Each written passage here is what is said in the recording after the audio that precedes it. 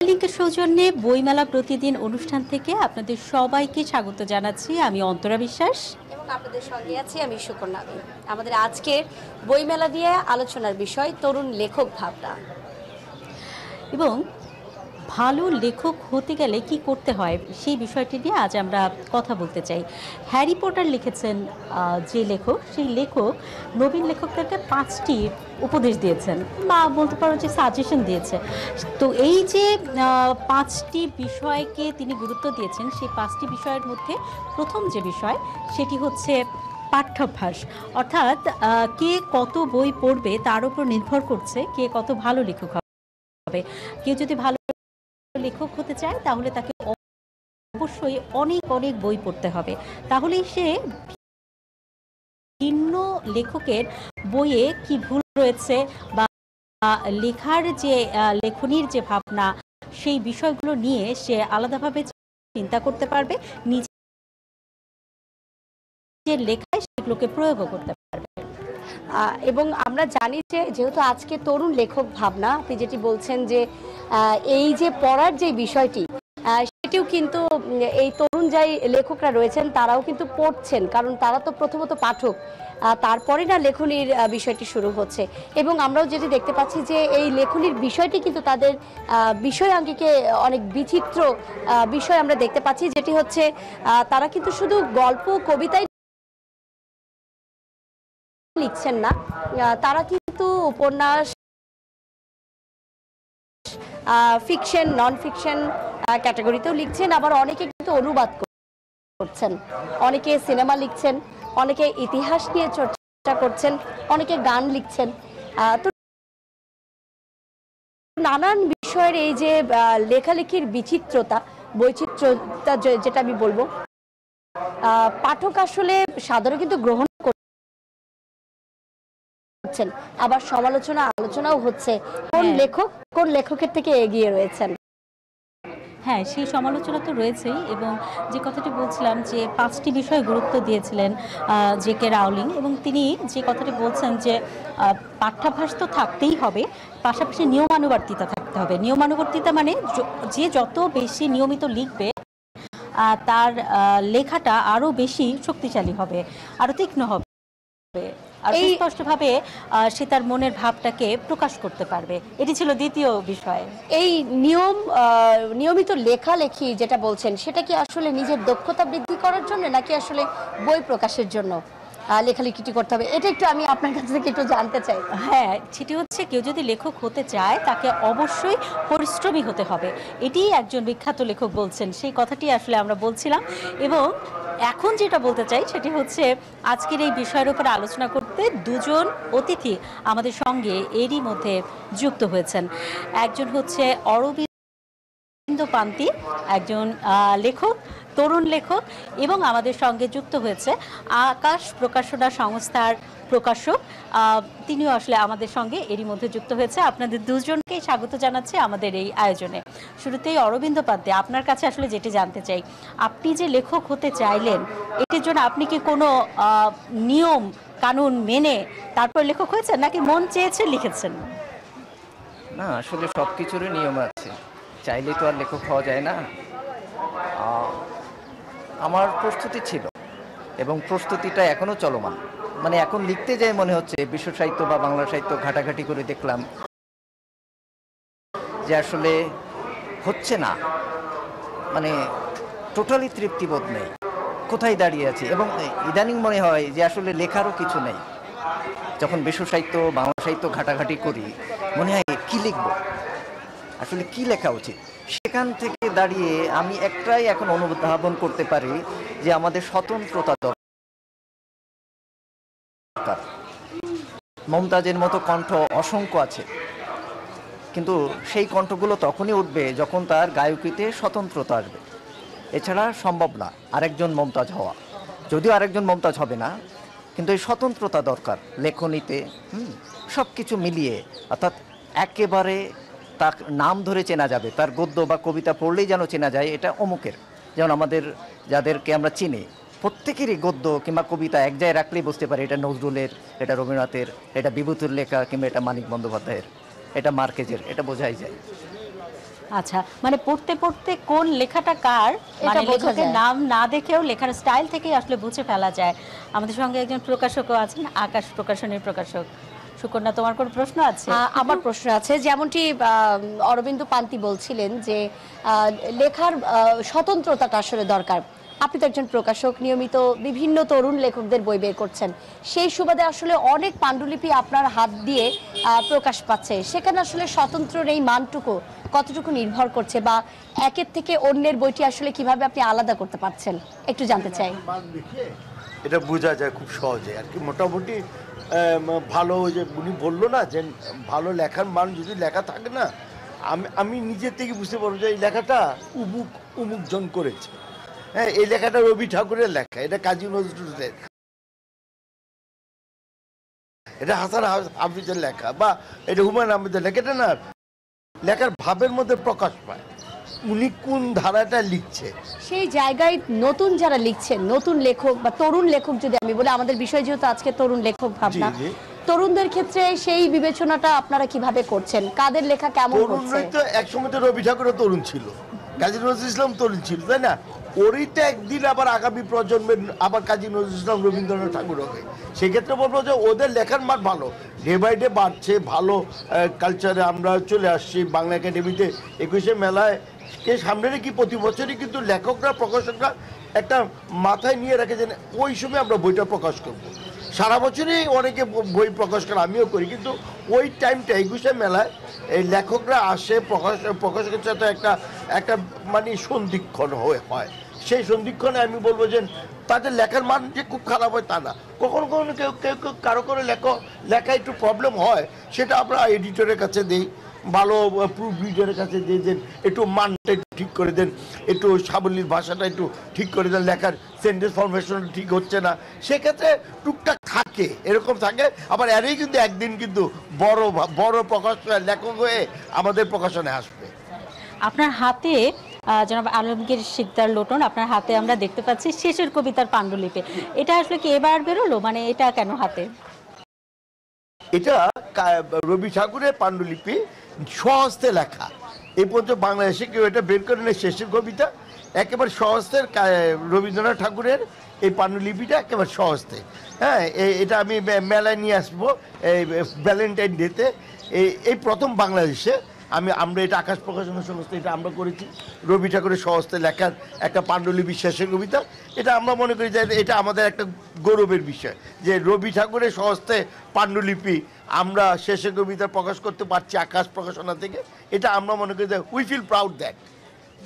মানে বিষয়টা হচ্ছে ওই রবি ঠাকুরের কথাই বলতে হয়, আজই হতে 7 বর্ষ আগে তিনি যা কিছু লিখেছেন তা শুধুমাত্র মানে একেবারে প্রিন্ট করাই না, মানে কি লিখেছিলেন সেই ছেঁড়া কাগজ ও কাটাকুটি সহ একদম এই বইটাতে এরকমভাবে আসলে প্রকাশ করা হচ্ছে।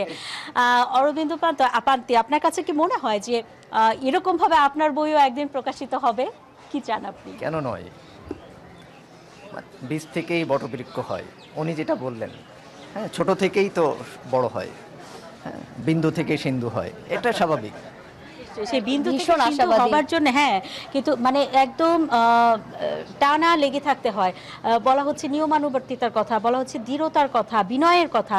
মানে একজন লেখক যদি দৃঢ়চেতা না হন, তাকে তো অনেক সমালোচনার মুখে পড়তে হয়। সেই সমালোচনাকে উপেক্ষা করে আবার কিছু সমালোচনাকে গ্রহণ করে সামনের দিকে এগিয়ে যাওয়া তো একটা শক্ত কাজ। সেক্ষেত্রে প্রকাশকরা কি কোনো ভূমিকা রাখে? লেখকরা ধীরচিত্ত বা কারো সমালোচনা বসে থাকে, এটা আমি বিশ্বাস করি না। তাদের স্বাধীন মত প্রকাশ, যখন তখন তারা লেখে। তাদের দেখা যায় যে সারাদিন ঘুমাচ্ছে, সারা রাত লিখছে, তাহলে এটা তো আমার প্রথা বিরোধী হলো, তাই না? স্বাভাবিক নিয়মের থেকে আমরা বেরিয়ে না। ওটা হলো লেখকের বেলায় যিনি লিখে, আমি প্রকাশকের বেলায় না। কিন্তু তা উনারা প্রথা, সামাজিক প্রথা বিরোধীভাবেই তারা কাজ করছে। তাদের যখন মন চাচ্ছে লিখছে, তাই না? তাদের ওই লেখাকে সম্মান দেওয়াটি আমাদের প্রকাশক এবং পাঠকদের আমাদের কর্তব্য। ওরা লিখছে, এটি তো বড় কথা যে আমরা প্রকাশ করছি। ওরা আগামী দিনে এই ভবিষ্যৎ নাগরিকের কাছে ভালো একটা লেখা তুলে ধরবে, এটা আমাদের কর্তব্য। বইটাকে, তাদের লেখাটাকে বই আকারে প্রকাশনা করা, এটা আমি মনে করি এটা আমাদের কর্তব্য। টুকটাক তো ঝামেলা থাকেই, রাষ্ট্র বিরোধী বক্তব্য না দিলে হয়, মৌলবাদ কেন্দ্রিক না হলে হয়। আমরা চাই সুন্দর একটা নতুন বাংলাদেশ গড়ার প্রত্যয় নিয়ে আমরা যেই অবস্থা এখন আসছি, আমি আশা রাখি যে লেখকরা সাবলীলভাবে সুন্দরভাবে সুন্দর বই নতুন প্রজন্মের কাছে তুলে দেবে, এটি আমার প্রত্যাশা। একটু জানতে চাই না এই সুকন্যা, তার আগে একটা জিনিস বলতে চাই, মানে যে নিয়মানুবর্তিতার কথা আর কি বড় লেখকরা বলে থাকেন, এটা এমন নয় যে ভোরবেলা ঘুম থেকে উঠতে হবে, রাতে ঘুমাতে হবে, সেটা না। না না না, তারা যে নিয়মানুবর্তিতার কথা বলছে যে নিয়ম করে লিখতে হবে, নিয়ম করে মানে প্রতিদিন লিখতে হবে, এরকম আর কি। রেওয়াজ ভোরবেলা যারা গান গায় তাদের তো একটা রেওয়াজ হয় ভোরবেলা। লেখকদের রেওয়াজটা হলো ওই যখন মন চায় তখন। এখন আমি জোর করেই, আমি কোনো কভার ডিজাইনার যে তাকে আমি জোর করেই যদি বলি কভার ডিজাইনটা করে দেন, ও পারেই না। দেখা গেল তাকে সময় দিতে হয়, দেখা গেল রাত 3টার সময় সে আমাদের ওই কভারটা সেন্ড করেছে, তখন বুঝতে পারলাম রাত্রেবেলা এটা ও করেছে, মানে তার সময় অনুযায়ী। যে আমরা আমাদের আলোচনার প্রথম পর্ব শেষ করব, তার আগে ছোট্ট করে একটু জানতে চাই অরবিন্দ পান্তি, এবার বইমেলায় আপনার কি কি বই এসেছে, পাঠক আসলে কোন বইগুলো বিচার করছে? আমার একটা উপন্যাস আসছে, এটা ছাত্র রাজনীতি প্লাস জুলাই আন্দোলন, আর একটা গোর্কির কিছু অপ্রচলিত বা বাংলাদেশের পাঠকরা এটা অনেকটাই জানে না, এই ধরনের কিছু লেখা নিয়ে একটা বই আসবে আমার সম্পাদনায় ভূমিকা লেখা, গোর্কি স্মৃতি সমগ্র এই নামে। আরও দুটো বই এসেছে ভূমিকা লেখা, একটা হলো অতিপ্রাকৃত গল্প সমগ্র বিভূতিভূষণ বন্দ্যোপাধ্যায়, আর অতিপ্রাকৃত উপন্যাস বিভূতিভূষণ বন্দ্যোপাধ্যায়, সেখানে আমার ভূমিকা লেখা। এই মোট মিলিয়ে আশা করছি পাঠক জনপ্রিয়তা লাভ করবে এই 4টি বই। দর্শক, আমরা কথা বলছিলাম আমাদের দুজন অতিথির সঙ্গে, একজন লেখক, একজন প্রকাশক, এবং আমাদের আজকের বিষয় ছিল তরুণ লেখক ভাবনা। দর্শক, নিয়ে নিচ্ছি ছোট্ট একটি বিরতি। তার আগে আপনাদের দুজনকে অনেক ধন্যবাদ আমাদের সঙ্গে যুক্ত হবার জন্য। দর্শক, সাথেই থাকুন।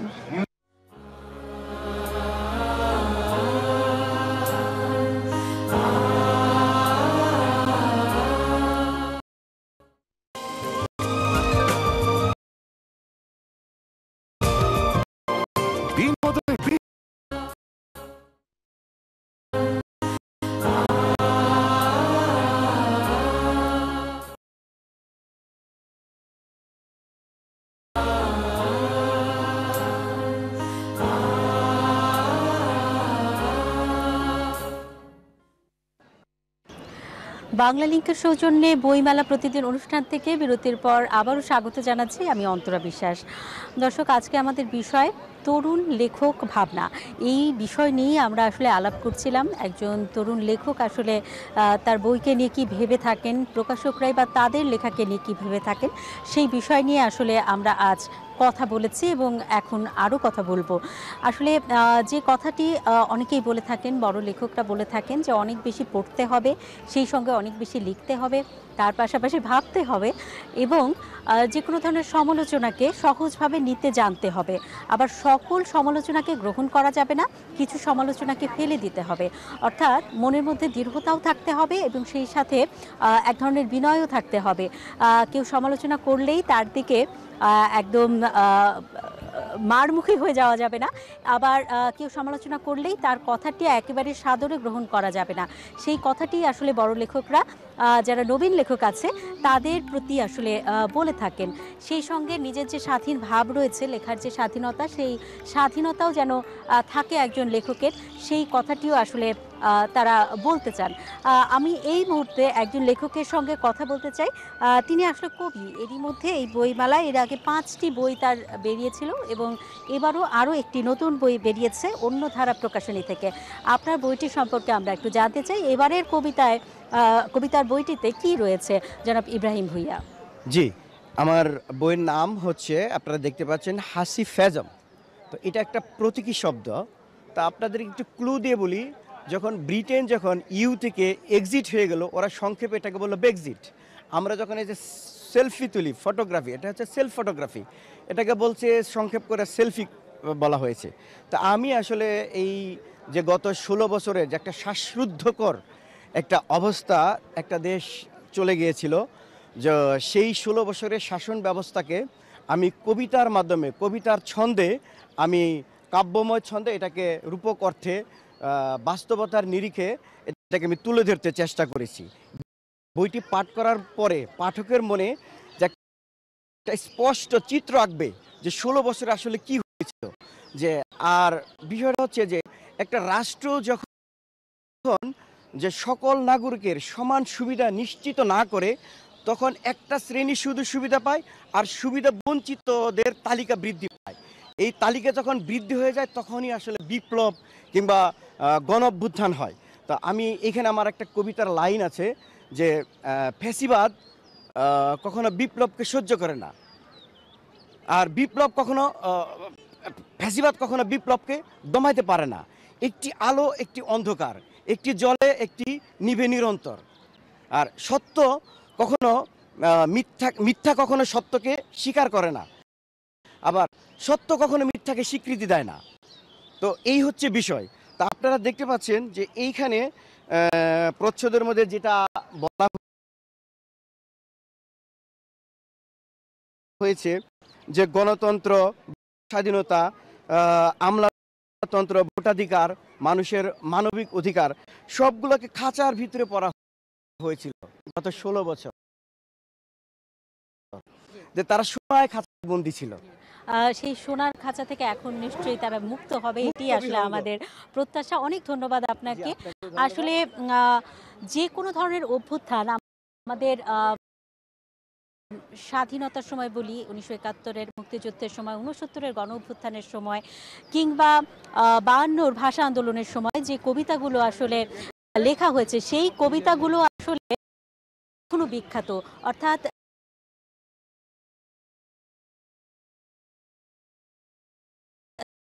এরকম ক্রান্তিকালে আসলে সাহিত্যের এক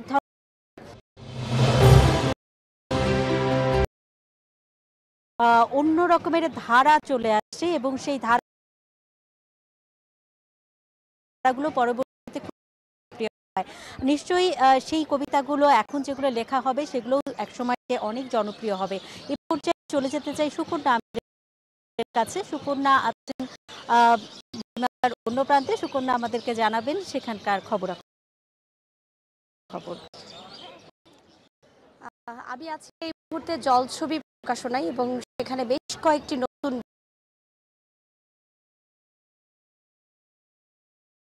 বই আমরা দেখতে পাচ্ছি। তরুণ লেখক ভাবনা যে বিষয়টি নিয়ে আসলে আমরা আলোচনা করছিলাম, সেটির অনেকাংশ বই কিন্তু আমি দেখতে পাচ্ছি এবং প্রতিদিন জানেন যে নতুন নতুন বই প্রকাশিত হচ্ছে। এর সঙ্গে রয়েছে পুরনো বই এবং পুনর্মুদ্রিত বই। এবং আমার সঙ্গে একজন প্রকাশক রয়েছেন, তার কাছে একটু জানতে চাই যে এই যে নতুন যে বইগুলো বের হচ্ছে তরুণ লেখকদের, তাদের মান নিয়ে যদি বলি কেমন থাকছে, বিষয় বৈচিত্র্য, আঙ্গিক, এই বিষয়গুলো মাথায় রেখে আসলে তরুণ লেখকরা কেমন লিখছেন?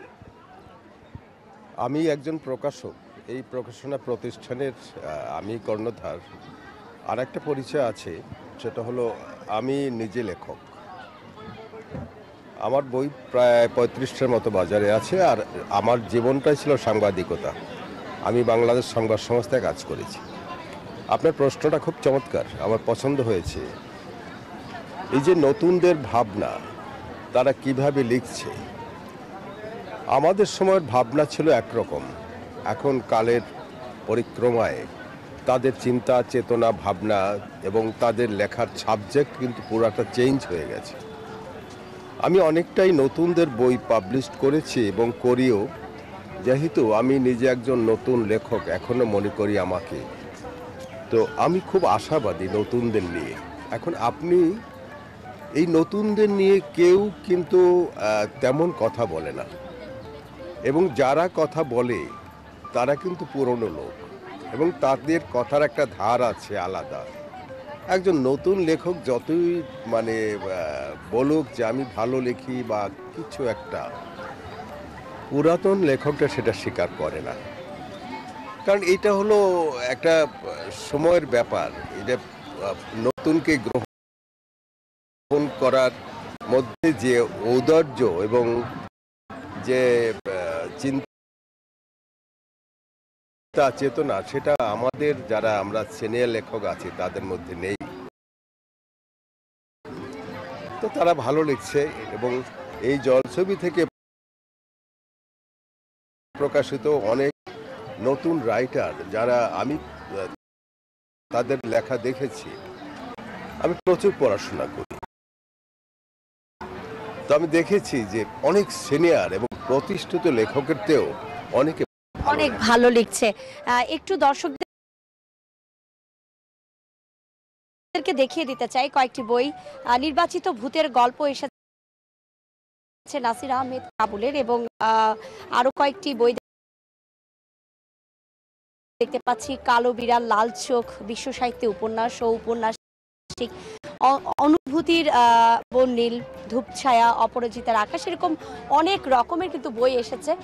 উপন্যাস থেকে শুরু করে কবিতা সংকলন এসেছে, থ্রিলার এসেছে, ফিকশন, নন ফিকশন, সকল বই আসলে এই তরুণদেরকে কিন্তু প্রায়োরিটি দিচ্ছে যারা প্রকাশক রয়েছেন। অন্তরা, জলছবির প্রকাশনা এবং প্রকাশক যিনি ছিলেন তার সঙ্গে কথা বললাম এবং নতুন বই সম্পর্কেও কিছুটা জানাতে পারলাম। আপনার ওপাশে আসলে প্রকাশক এবং লেখক বা পাঠক যারা আছেন তারা কি বলছেন? আসলে এখানে যারা পাঠক রয়েছেন তারা বলছেন ধীরে ধীরে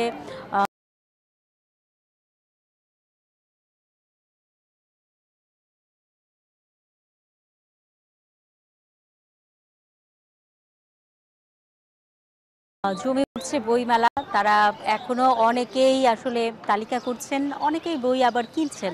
তো সব মিলিয়ে আসলে আমরা শুক্র শনিবারে যে ভিড়টা দেখেছি সেই ভিড়টা আসলে আজকে নেই, কিন্তু তারপরেও আসলে অগণিত মানুষ এই বইমেলায় পা রাখছেন। আর আমাদের আজকে যে বিষয় ছিল তরুণ লেখক ভাবনা, তো অনেক তরুণ পাঠককেও কিন্তু আমরা এখানে দেখতে পাচ্ছি। তো পাঠকরা কিন্তু আসলে একদমই চিন্তা করছেন না যে কে তরুণ লেখক বা কে পুরনো লেখক, অর্থাৎ নবীন প্রবীণের কথা তারা ভাবছেন না। তারা একটি বিষয় ভাবছেন যে কোন লেখাটি আসলে তাদের মনের কথার সঙ্গে মিলে যায়, তাদের ভাবনার সঙ্গে আসলে মিলে যায়। তো সেই লেখাগুলোই আসলে তারা পড়তে চান এবং সময়ের সাথে সাথে লেখায় অনেক পরিবর্তন আসে।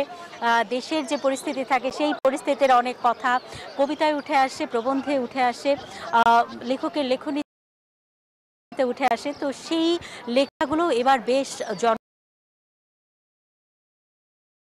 জনপ্রিয়তা পাচ্ছে, অনেক বেশি পাঠকপ্রিয়তা পাচ্ছে সেই লেখাগুলো, এবং সেই লেখাগুলো আসলে অনেকেই পড়ছেন, অনেক বই আসলে পাঠকরা কিনছেন। তো আজকের মতো আসলে এই লেখক পাঠকের গল্প এখানেই শেষ করতে চাই। বই কিনে কেউ কখনো দেউলিয়া হয় না, তাই সবার প্রতি আহ্বান আপনারা আসুন বইমেলায় এবং বই কিনুন, বই পড়ুন এবং সারাটা জীবনই আসলে বইয়ের সঙ্গে কাটান, কারণ বই হচ্ছে সবচাইতে ভালো বন্ধু। আজকের মতো শেষ করছি। বাংলা লিংকের সৌজন্যে বইমেলা প্রতিদিন। আগামীকাল একই সময়ে দেখা হবে। সে পর্যন্ত সবাই ভালো থাকুন, সুস্থ থাকুন।